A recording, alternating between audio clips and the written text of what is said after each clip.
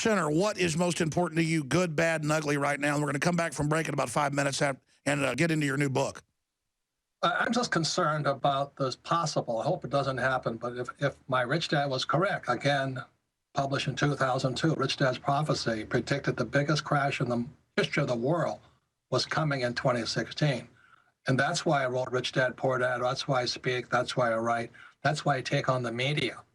But I'm very concerned for my citizens. Look, Alex, what happens if this? Let's say I'm right. Hopefully I'm not. And millions of baby boomers lose their pension, their homes, their jobs. They lose everything. What is a ripple effect throughout the world going to mean to that? What is it? We've never been here before. Never before has the U.S. dollar, one currency, been the reserve currency of the world, and we're printing it. Wow. The Europeans are printing, Japanese are printing, and you got to look at this and go, this is not good. So that's my concern right now. Well, look, your prediction will come true, whether it's this year, next year, or 2 years down the road, or 3 years.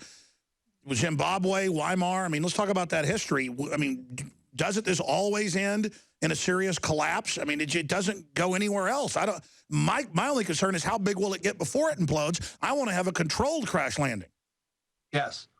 The point here is the last 100 years has been 52 so-called currencies that collapse, 52 in the last 100 years. But never, the reason 1972, me standing on the fields of Vietnam, was so important was that for the very first time in history, the U.S. dollar is the currency of the world.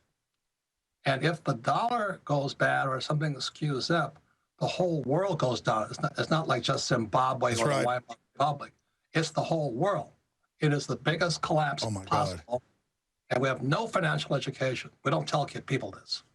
The biggest collapse possible, a global Weimar, what will that look like? Alex, you know Harry Dent? Yeah. Yeah. After I talked to him yesterday, I was put on suicide watch. You know, I can't even fathom what it might be. I can't imagine it. Because I was in Zimbabwe in 2004 just to go see what a currency collapse looks like. I knew that. I read an article that quoted you. Tell us about that.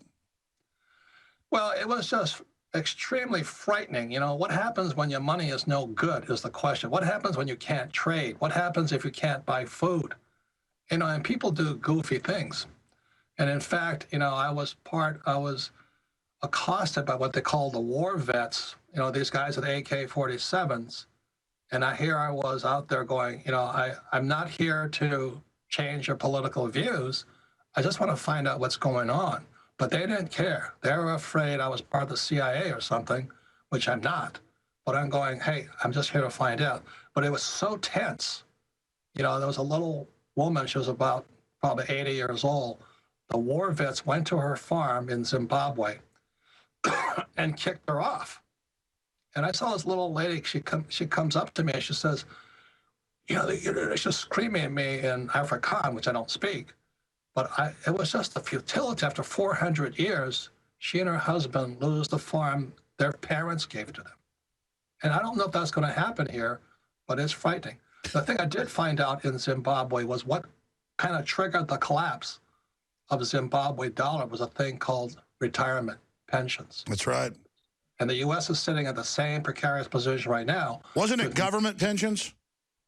Any kind of pension. Yeah. With millions of people counting on the government pension to keep them alive when they retire. That's what I'm afraid of. That's why after talking to Harry Dent, I was depressed.